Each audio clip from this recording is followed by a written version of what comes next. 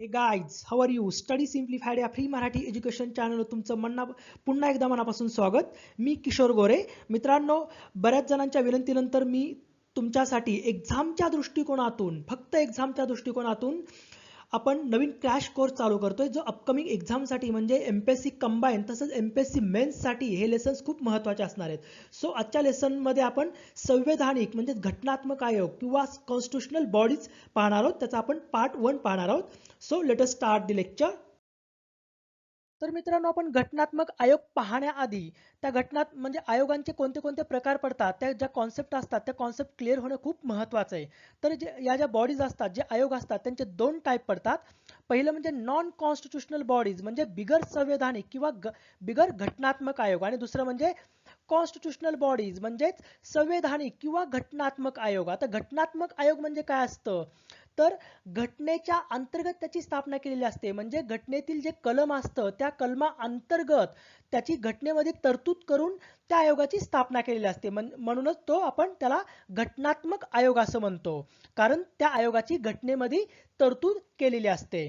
तर उदाहरण पाहायचं झालं तर राष्ट्रीय निवडणूक आयोग, राज्य निवडणूक आयोग, नंतर केंद्रीय लोकसेवा आयोग, राज्य लोकसेवा आयोग, ह्या ज्या संस्था आहेत त्या घटनात्मक संस्था आहेत, कारण त्यांना घटनेच्या एका स्पेसिफिक कलमा अंतर्गत त्यांची स्थापना केलेली, त्यांना घटनेमध्ये एक आर्टिकल बहाल केलेले प्रोव्हाइड केलेलं आहे. दुसरे म्हणजे नॉन कॉन्स्टिट्युशनल बॉडीज म्हणजे बिगर संवैधानिक किंवा बिगर घटनात्मक आयोग. त्याचे दोन प्रकार पडतात. एक स्टॅट्युटरी बॉडीज म्हणजेच वैधानिक आयोग, आणि दुसरं म्हणजे बिगर वैधानिक म्हणजेच एक्स्ट्रा कॉन्स्टिट्युशनल बॉडीज. आता जे स्टॅट्युटरी बॉडीज असतात म्हणजेच वैधानिक संस्था ज्या असतात त्या मंत्रिमंडळाने म्हणजे ऍक्टनुसार म्हणजे एखाद्या ऍक्टनुसार किंवा एखादा कायदा पास करून त्या कायद्या अंतर्गत एखाद्या आयोगाची किंवा एखाद्या बॉडीची स्थापना केलेली असते, त्याला आपण वैधानिक आयोग असं म्हणतो. व्यवस्थित लक्षात ठेवा, कायदा करून मंत्रिमंडळाने एखादा कायदा पास करून त्या कायदा अंतर्गत एखादी संस्था स्थापन करणे, त्याला आपण वैधानिक आयोग म्हणजे वैधानिक संस्था किंवा वैधानिक आयोग म्हणतो. आणि एक्स्ट्रा कॉन्स्टिट्युशनल बॉडीज म्हणजे काय, वैधानिक आयोगाचं उदाहरण पाहायचं झालं म्हणजे स्टॅट्युटरी बॉडीचं उदाहरण पाहायचं झालं तर नॅशनल ह्युमन राईट कमिशन म्हणजेच राष्ट्रीय मानवाधिकार आयोग, हा जो आयोग आहे तो वैधानिक संस्था आहे. म्हणजे तो एक मंत्रिमंडळाने त्याच्यासाठी एक कायदा पास केला आणि त्या कायद्याअंतर्गत त्याची स्थापना केलेली.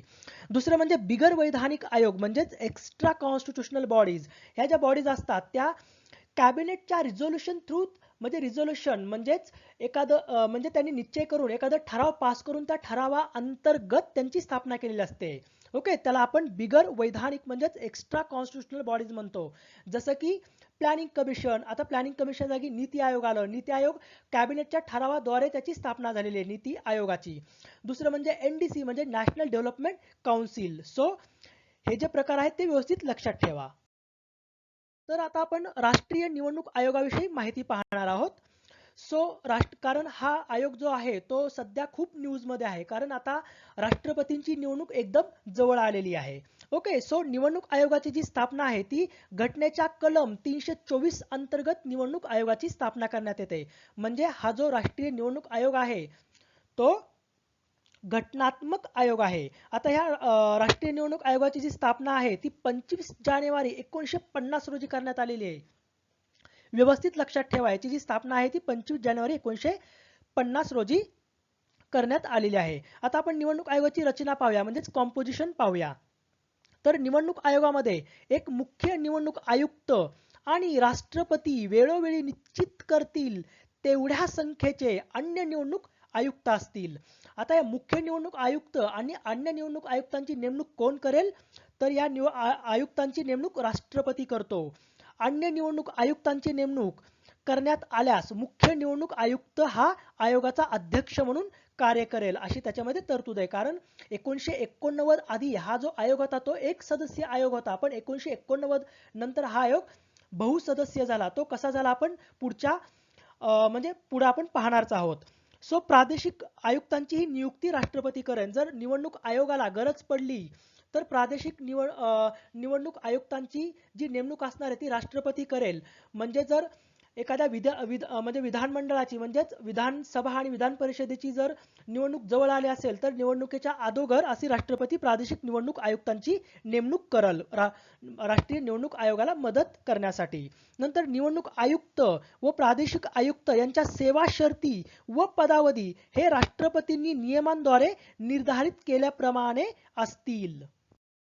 तर मुख्य निवडणूक आयुक्त आणि अन्य निवडणूक आयुक्तांचा जो पदावधी असणार आहे म्हणजे त्यांच्या पदावर राहण्याचा कार्यकाळ जो असणार आहे तो 6 वर्ष किंवा त्यांच्या वयाची 65 वर्ष पूर्ण होईपर्यंत जे आधी घडेल ते तर त्यांचा तो पदावधी असणार आहे. आता मुख्य निवडणूक आयुक्त आणि आयुक्तांची जे मेंबर्स असतात त्यांची बडतर्फी कशी केली जाते तर मुख्य निवडणूक आयुक्तांची जी बडतर्फी असते केवळ सर्वोच्च न्यायालयाच्या न्यायाधीशाप्रमाणेच त्यांची बडतर्फी केली जाते. म्हणजे सर्वोच्च न्यायालयाच्या न्यायाधीशाला ज्या कारणाने आणि ज्या मेजॉरिटीने त्यांना पदावरून दूर केलं जातं त्याच कारणाने मुख्य निवडणूक आयुक्तांनाही पदावरून दूर करता येतं. म्हणजेच काय तर संसदेच्या दोन्ही सभागृहांनी विशेष बहुमताने तसा ठराव पास केल्यावरच त्यांना पदावरून दूर करता येतं. आता मी पुढच्या येणाऱ्या लेक्चरमध्ये सिंपल मेजॉरिटी काय असते, स्पेशल मेजॉरिटी काय असते, ॲब्सोल्यूट मेजॉरिटी काय असते किंवा टोटल मेजॉरिटी काय असते ते आपण डिस्कस करणार आहोत. ओके. सो आता इतर निवडणूक आयुक्त जे असतात इतर निवडणूक आयुक्त आणि प्रादेशिक आयुक्त ह्यांची जी बडतर्फी असते ती मुख्य निवडणूक आयुक्तांच्या शिफारसीवरून राष्ट्रपती करतात. ओके.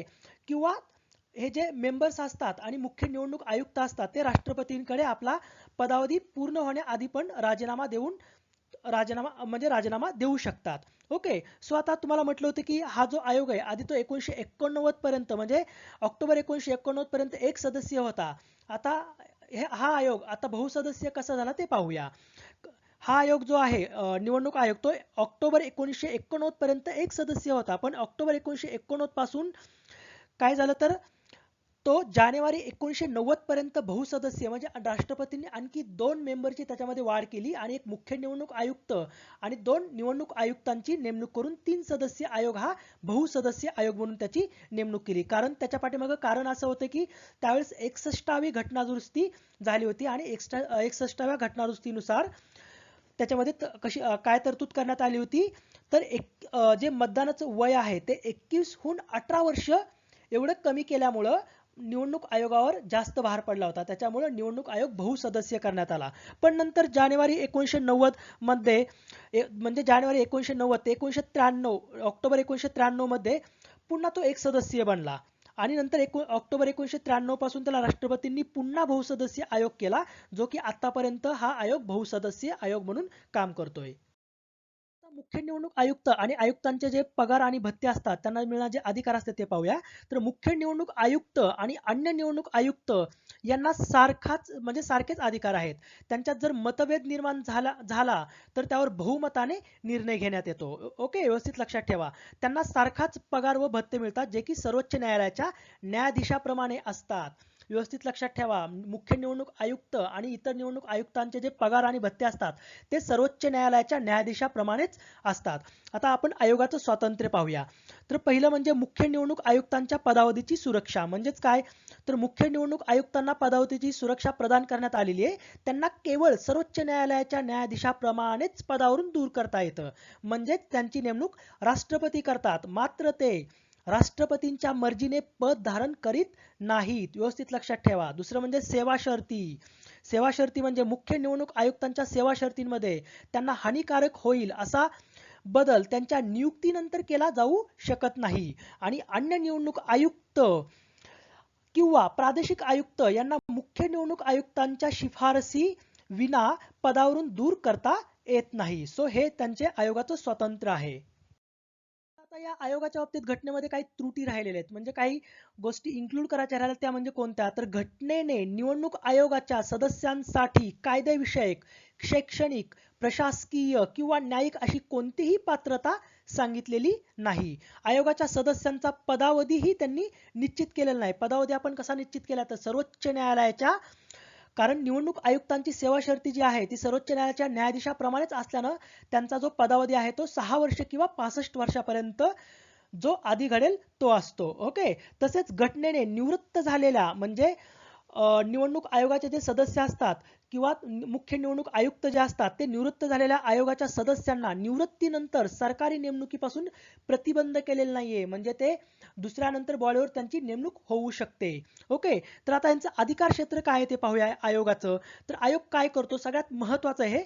तर हा जो भारतीय निवडणूक आयोग आहे तो भारतीय संसद म्हणजेच राज्यसभा आणि लोकसभा तसंच राष्ट्रपती उपराष्ट्रपती तसंच राज्य म्हणजे विधिमंडळाच्या निवडणुका घेणे. विधिमंडळ म्हणजे विधानसभा आणि विधान परिषद यांच्या निवडणुका घेण्याचं काम हा निवडणूक आयोग करतो. व्यवस्थित लक्षात ठेवा, निवडणूक आयोग जो आहे तो पंचायती राज संस्थांचंच म्हणजेच महापालिका तसंच ज्या ग्रामीण स्थानिक स्वराज्य संस्था असतात त्यांच्या निवडणुका घेत नाही. त्यांच्यासाठी आपण स्पेशल निवडणूक आयोग म्हणजेच राज्य निवडणूक आयोगाची घटनेमध्ये तरतूद केलेली आहे. तर हा जो भारतीय निवडणूक आयोग आहे तो भारतीय संसद, राष्ट्रपती, उपराष्ट्रपती तसेच विधिमंडळाच्या निवडणुका घेतो. तर आता आपण निवडणूक आयोगाचे अधिकार व कार्य पाहूया. तर राष्ट्रपती, उपराष्ट्रपती, लोकसभा, राज्यसभा, विधानसभा व विधान परिषद यांच्या निवडणुकाच्या संदर्भात ते खालील कार्य पाडतात. म्हणजे ते कुठले कुठले कार्य करतात तर ऍडमिनिस्ट्रेटिव्ह म्हणजेच प्रशासकीय, सल्लागारी, ऍडवायझरी तसंच अर्धन्यायिक म्हणजे कॉसी ज्युडिशियल या प्रकारचं कार्य हा निवडणूक आयोग पार पडतो. तर त्यातलं आपण पहिले ऍडमिनिस्ट्रेटिव्ह जे त्याचं कार्य आहे, फंक्शन्स आहेत ते पाहूया. प्रशासकीय कार्य काय काय करतो हा आयोग ते पाहूया. तर पहिलं म्हणजे मतदार याद्या तयार करणे व त्या वेळोवेळी अद्ययावत करणे तसेच सर्व पात्र मतदारांची नोंदणी करून घेणे किंवा नोंदणी करणे. दुसरं म्हणजे निवडणुकांच्या तारखा व वेळापत्रक अधिसूचित करणे तसंच नामांकने पत्रिकेची छाननी करणे. तिसरं म्हणजे आचारसंहिता निश्चित करणे. निवडणुका जवळ आल्या की आचारसंहिता निश्चित करावी लागते.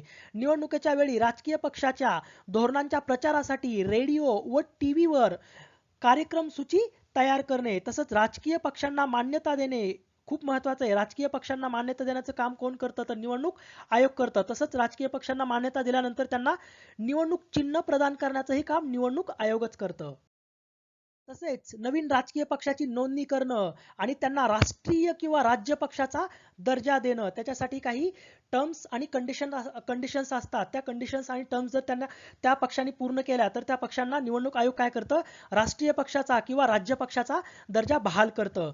तसेच मतदान केंद्र ताब्यात घेणे, हिंसाचार व इतर अनियमित वर्तनाच्या परिस्थितीत मतदान रद्द करणे, मुक्त व न्याय निवडणूक होण्यासाठी देशातील निवडणूक यंत्रणेचे परीक्षण करणे, निवडणूक पार पाडण्यासाठी आवश्यकता असल्यास राष्ट्रपती किंवा राज्यपालांकडे कर्मचाऱ्यांची मागणी करणे. तसंच संसदेच्या परिसीमन आयोग असतो म्हणजे जो जो काय करतो तर ज्या निवडणूक कॉन्स्टिट्युन्सी असतात त्यांचं परिसीमन करण्याचं काम करतो. तो संसदेच्या आयोग कायद्याच्या शिफारसींच्या आधारावर देशातील मतदारसंघाचे प्रादेशिक क्षेत्र निश्चित करणे तसंच त्यांची पुनर्रचना करण्याचं कामही हा आयोग करतो. आता आपण या निवडणूक आयोगाचं जे सल्लागारी फंक्शन आहे म्हणजे ऍडवायझरी फंक्शन म्हणजे कोणत्या कोणत्या बाबतीत हा आयोग सल्ला देतो ते पाहूया. तर संसद सदस्यांच्या अपात्रतेशी संबंधित मुद्द्यांबाबत राष्ट्रपतींना सल्ला देतो. व्यवस्थित लक्षात ठेवा, निवडणूक आयोग संसद सदस्यांच्या जर अपात्रतेला ठरवलं असेल तर त्यांना अपात्र ठरवण्याबाबत तो कोणाला सल्ला देतो तर राष्ट्रपतींना सल्ला देतो. राज्य विधिमंडळाच्या म्हणजेच विधानसभा आणि विधान परिषद सदस्यांच्या अपात्रतेसंबंधी मुद्द्यांबाबत तो राज्यपालास सल्ला देतो. व्यवस्थित लक्षात ठेवा, संसदेच्या बाबतीत राष्ट्रपतींना आणि विधिमंडळाच्या बाबतीत राज्यपालास सल्ला देण्याचं काम करतो. ओके, राष्ट्रपती राजवटीखाली असलेल्या राज्यात निवडणूक घेता येतील की नाही याबाबत राष्ट्रपतींना सल्ला देण्याचं काम निवडणूक आयोग करतं. आता निवडणूक आयोगाचे आपण अर्धन्यायिक जे कार्य आहेत, फंक्शन्स आहेत म्हणजे कॉसी ज्युडिशियल म्हणतो ते पाहूया. तर राजकीय पक्षांना मान्यता व त्यांना निवडणूक चिन्ह देणे याबाबत निर्माण झालेल्या तक्रारींच्या निवारणासाठी न्यायालय म्हणून काम करणे. ओके, व्यवस्थित लक्षात ठेवा, निवडणूक व्यवस्थेशी संबंधित तक्रारींशी चौकशी करण्यासाठी अधिकाऱ्यांची नियुक्ती करणे हे निवडणूक आयोगाचं अर्धन्यायिक काम आहे. सो मित्रांनो, ही जी लेक्चर सिरीज असणार आहे ती अशीच चालू राहणार आहे. So thank you for watching this lesson. Have a good day.